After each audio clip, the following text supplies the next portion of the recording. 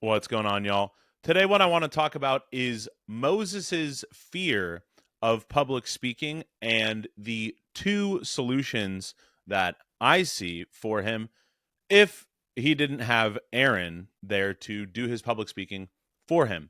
So, I work in primarily the field of helping executives, entrepreneurs, individual contributors, and content creators to find and unleash their voice. I do this literally in terms of how the voice sounds, how they are using it, but also figuratively. What are they saying? Why are they saying it? Who are they saying it to? What's their mindset, their intention with everything, etc.? Why does this stuff matter? And then I also work with these people in pursuit of getting one and two lined up on the beliefs that they have underneath those habits that they either don't want or that they have and that they want to build upon. So when I say, hey, here's what Moses could do to overcome this fear of public speaking, I'm speaking from experience as somebody who helps others speak powerfully and in a way that they love and are proud of while still being totally relevant on stage or in public. I help people do that. And I've also been a public speaker myself and singer on stages, etc. Getting up in front of people and sharing something that I have come up with or that others have come up with that I'm interpreting is something I've got a lot of personal experience with. And so these two solutions that I see for Moses having this fear of public speaking, that's where I draw them from. Personal experience. So let's look at the story itself, right? Just to get you up to speed, we are in Exodus. Okay, I've been reading the Bible front to back for the first time ever. Currently in Isaiah. But there were lots of parts of Exodus that stood out to me. This was one of them for the aforementioned reasons. I'm thinking about the voice. I'm thinking about public speaking. Then Moses said to the Lord, "Please, Lord, I have never been eloquent, neither recently nor in time past, nor since you have spoken to your servant. For I am slow of speech and slow of tongue." But the Lord said to him, "Who has made the human mouth? Or who makes anyone unable to speak or deaf, or able to see or blind? Is it not I, the Lord? Now then, go, and I myself will be with your mouth, and instruct you in what you are to say." But he said, "Please, Lord, now send the message by whomever you will. Please, God, anybody but me." Okay, so the first thing Moses could do comes to me. He says, "Michael, God has tasked me with something that I really don't feel up to." The first thing I would point out to him is the second big lesson here, which is that you should trust in God, or the second solution here, which is that you could trust in God a little bit more. But then I would say, okay, Moses, well, talk to me. What's going on? What don't you like? He's like, I don't like how I speak. I don't like how I sound. I get nervous in front of the crowd. I don't even know what I'm going to say. I'm afraid that I'm really boring, etc. All of these things. And then I would say, Moses, don't worry. You're going to crush it. I've helped a lot of other people do this. I got a process for you. Don't worry. And then we would start looking at the 7 skills of tonality. How's your resonance? Are you speaking with enough chest voice? Are you speaking with any head voice at all? How's your articulation? The muscle memory, the coordination by which you form the sounds that make up words. What's your mindset going into this? What's your imagination doing? How are you able to make the sounds that you hear in your head? How are you able to say it how you envision it being said? What are the stakes? What are you saying in between your lines? What are you saying but not saying? What do you want these people to come away doing immediately? What's one specific action? But then more broadly, why are you speaking to them in the first place? We go over all of these things, Moses and I would, and then he would come out of there totally dialed in, sounding hot and smart, sounding like an absolute prophet. You just want to listen to him. And he would have total conviction in what he's doing. But we do all that. But what that starts with, the main thing that's underneath it, is that we are unlearning what's unnatural.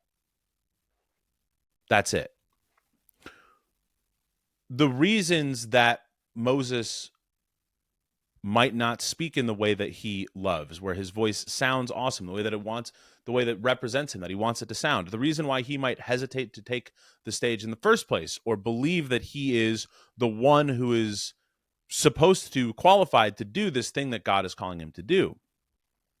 The reason that he would believe those things in the first place, have those habits in the first place, is that he has strayed away. He's gone away from his natural state of being, of communication, which we look at a baby. The baby is using its full voice in a way that doesn't damage it, and that it can do so for hours and days on end at a time. And it asks for what it wants really clearly. So he's disconnected from what is natural because he has learned these other things along the way. Hey, Moses, be quiet. Nobody wants to hear what you have to say. Your voice is ugly. Whatever reason. You're boring. When you talk to people, they go to sleep. Whatever it is that he has picked up, he's got to unlearn it. Unlearning what's unnatural is important for that surface level of transformation of the voice, to help reveal these qualities of the voice that are in there, but we just have buried. We've got to unlearn that that when we make noise, we also involve our jaw. For example, it's one of the first things I get people to do is I'm like, hey, I want you to feel what it feels like to make noise without having your jaw or your tongue do any of the work for you. And just simply doing that requires a level of coordination and awareness for most people that has totally rusted or atrophied regarding their voice and the muscles and the functions that support it. But it also creates a sound for them that has been within them the whole time, that they're like, whoa, where did that come from? I'm like, dude, that's just your voice. That's just you letting your body do what it wants to do when you get out of the way of it. Or it might be something like being afraid to go and speak, afraid to use your voice. It's like, well, you feel shame, or you feel like you might get judged, or whatever. In our natural state, that infant, that baby state, the baby's not afraid to say what it wants or to go say hi to another baby. The baby's just going. And when this transformation is made, it's not unlike getting in the gym. You're like, I'm going to get into the gym to get some confidence. Okay, so you build the body, you do the things that you have confidence, and then you have this thing, and then you notice that you're still acting in this non-confident way. You're like, what's going on? I built this body. Like, the guy who has this body doesn't act like this. There's this incongruency that exists, and it starts to drive you crazy. This delta between what you currently have and who you are and how you look and what you've gotten done, what's real for you, and how you've been or how you're conditioned to be, how you are not letting go of being in order to fully inhabit this next evolution that you have earned and created. It's like that with the voice too. Somebody who comes in speaking in this nasally, weak, timid, apathetic way leaves speaking with their full voice, their full being behind everything. They behave differently. They're like, whoa, I just decided, I just said I was going to do this thing. I didn't ask a question about it or use any kind of weird up talk. It was just definitive what I said. I took a stand. It's like, yeah, dude, you followed suit. Your entire being followed suit with your body. So you can create these qualities or have these qualities on the surface and then believe, oh yeah, I am the one to do that public speaking. If Moses was like, you know what, I sound hot and smart, yeah, God, I'm totally down to go out there and talk to those people, I got it, he would believe that he was the one sooner, more readily in this instance. So that's one solution that Moses could take. The other solution that he could take would be just to trust God more, because God is coming to him and saying, hey, Moses, I need you to do this thing. Well, even if Moses didn't sound hot and smart as he would have liked, He could have just been like, well, you know what? I trust God and God's telling me to do this. So whatever comes out, however it comes out, is fine, is going to get the job done because I've been tasked to do it as I am. He didn't say, Moses, go see Michael, master the 7 skills of tonality, and then go speak. No, he was just like, Moses, go. So he could trust God more. Now, why would somebody not trust God? Very simply, reductively, it comes down to they do not fear God. Now, the fear of God is an interesting concept because we think that it means I'm afraid that God is going to blow me to smithereens, is going to smite me if I don't do what he asks or tells me to do. We associate it with physical fear. But what if that's not the case? I was reading C.S. Lewis, The Problem of Pain, and right away he makes this great distinction. He says something along the lines of, hey, what if it's not that physical fear, but what if it just means something else? What if it actually means closer to dread and awe? And he says this feeling may be described as awe, and the object which excites it as the numinous. A couple pages later, he says, we must insist that dread and awe are in a different dimension from fear. They are in the nature of an interpretation man gives to the universe or an impression he gets from it. There seem to be, in fact, only 2 views we can hold about awe. Either it is a mere twist in the human mind, corresponding to nothing objective and serving no biological function, yet showing no tendency to disappear from that mind at its fullest development in poet, philosopher, or saint. Or else it is a direct experience of the really supernatural, to which the name revelation might be properly given. So we don't trust God because we don't fear God, because we are not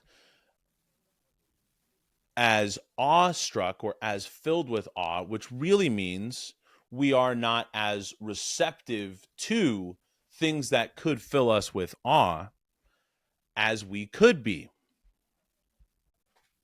From the gate of trust, from duties of the heart, this is gate number 4. A couple of things stand out here. Moses has this clear anxiety, right, as we've established, because he doesn't trust God. And what's said here, this is the beginning of chapter 5, number 2. One who trusts in the Almighty has tranquility of spirit and a heart at ease regarding bad decrees, knowing that the Creator will arrange for them what is his good in this world and the next. As King David said, my soul, wait you only on God, for my expectation is from him. And then here's what I underlined. But one who does not trust in God, even when he is prosperous, is always pained and in a state of continual anxiety. So we see, okay, Moses not trusting God. But that doesn't answer our question of, okay, well, Moses, now how could you go fear God more? How could you go get more like this childlike state of awe and wonder? Because that's really what that is like, who has that propensity to be awestruck and so open? Well, we see it. It's children. From earlier in this book, we get some of the commentary. And this is from chapter 4, 4th category. Again, section 2. From Matanis Chalco. Says the root of free will is fear of God. That which the Torah says, you shall choose life, which implies man has free will.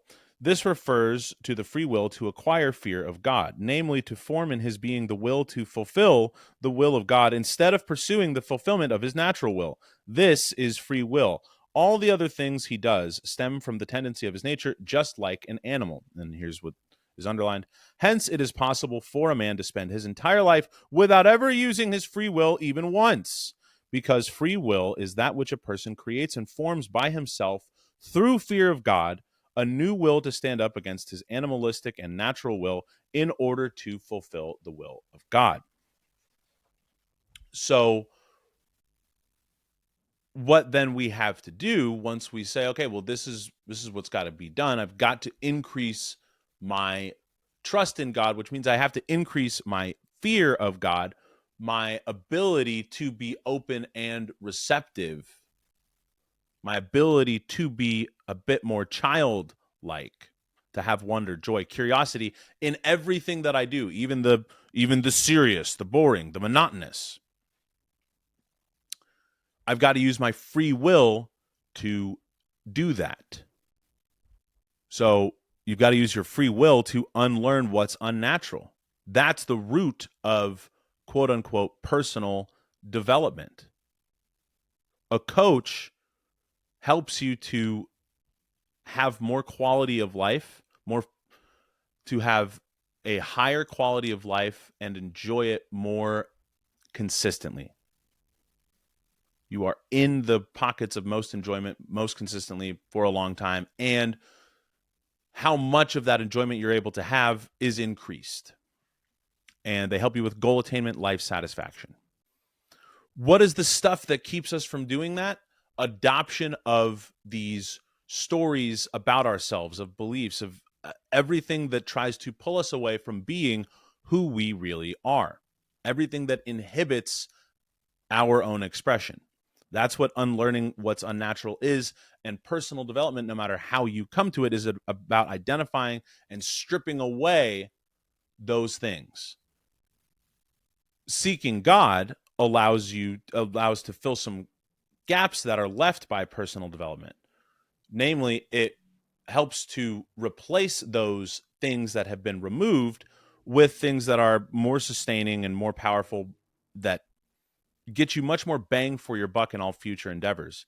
And it also provides a thread for you to grab hold of that will keep you moving on the most direct path towards the end of the maze as the maze continues to build up around you. Because there are always going to be new tests and new levels, or a new test at every new level. It's not going to get easier. You're just going to get stronger and more capable, but the tests are going to feel like they have the same difficulty.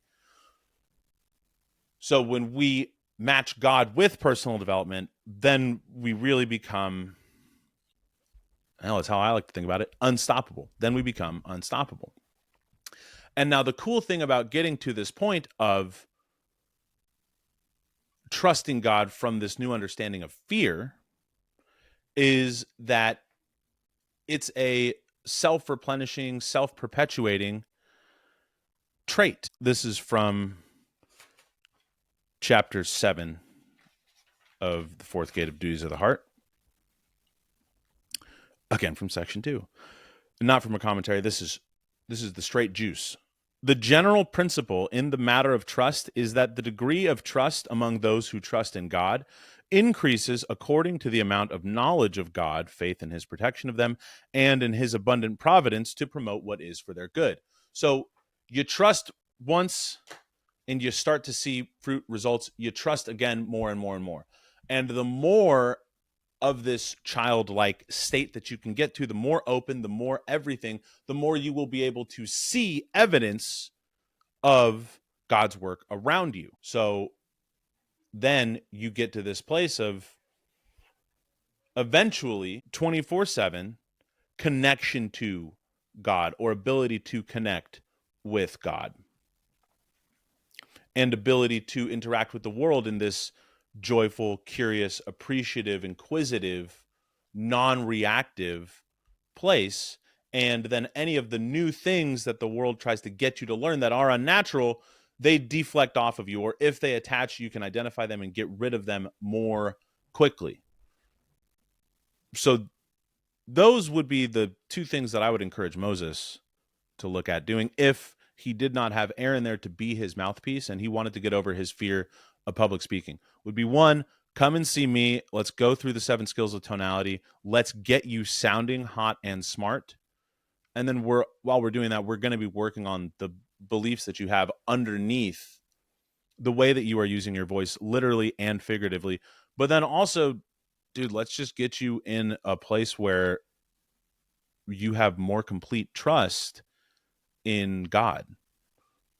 Both ways, we're going to be unlearning what's unnatural. So, unlearn what's unnatural. Go be more like little children and go forth and speak boldly.